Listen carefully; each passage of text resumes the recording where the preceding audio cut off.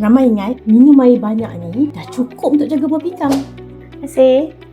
Sebenarnya, kerosakan buah pinggang boleh berlaku secara perlahan dan kadang-kadang tanpa simptom yang jelas pun. Antara punca utama ialah kencing manis yang tidak terkawal, gula dalam darah yang tinggi dalam tempoh masa yang lama boleh merosakkan saluran darah pada buah pinggang. Yang kedua, darah tinggi. Tekanan darah yang tidak terkawal boleh memberi tekanan dan merosakkan sistem penapisan buah pinggang. Yang ni ramai orang buat. Ubat tahan sakit ambil secara berlebihan dan berpanjangan, terutamanya tanpa pemantauan doktor. Ia boleh menjejaskan buah pinggang tau. Yang terakhir, kurang minum air.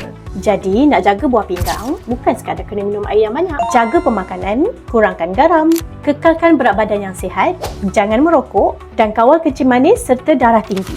Buah pinggang boleh rosak secara senyap tau. Jadi, kalau anda berisiko, buat pemeriksaan awal sekarang.